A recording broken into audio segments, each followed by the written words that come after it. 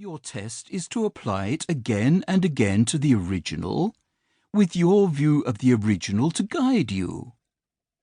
But there is no one to guarantee your competence, and once again we find ourselves in a dilemma. Now, none of this makes easy reading for those of us busying ourselves in this sector. For those of us busying ourselves in this sector are busy precisely about introduction and interpretation, about forestalling the pristine encounter in all the terrifying seriousness thereof. What possible justification, therefore, can there be for imposing yet again upon the reader, and for indulging the will to interpretation?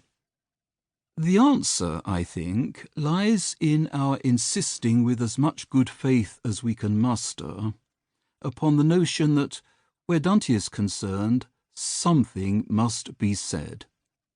Dante himself going out of his way to engage the reader as party to the fundamental project, as there for the purposes not merely of discerning his meaning in the text, but, by way of his or her role as a reader, of helping to generate that meaning in the first place. In the context, then, of what in the case of the Commedia amounts to one of the most writerly of writerly texts in European literature, there can be no passing by on the other side.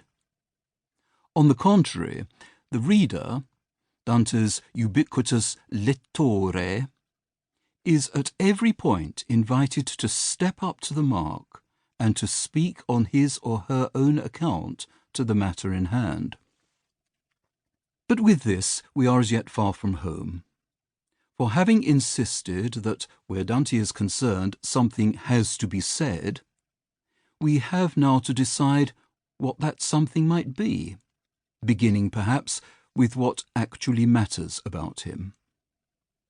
So what does actually matter about Dante?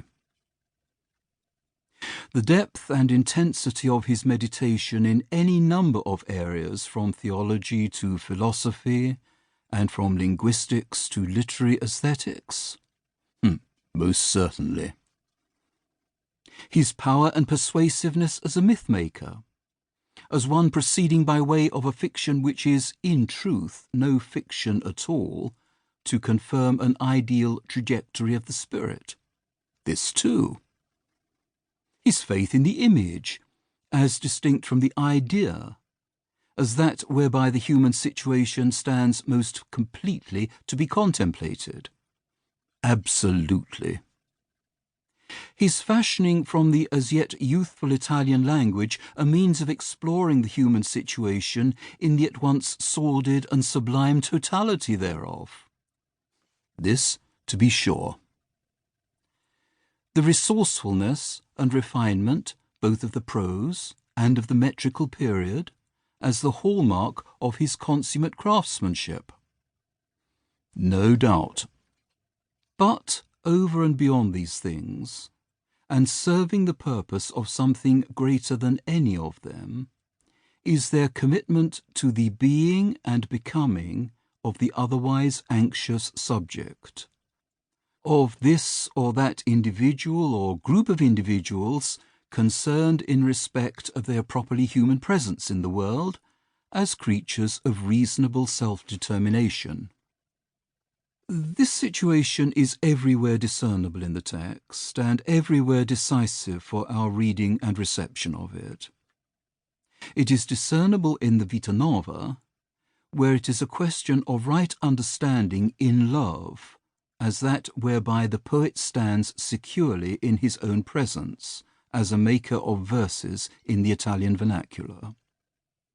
And it is discernible in the Convivio, where it is a question of how, in and through a more refined species of philosophical awareness, the, quote, many men and women in this language of ours burdened by domestic and civic care, unquote, might know themselves in their properly human happiness. It is discernible in the first book of the De Vulgari Eloquentia, where it is a question of how a certain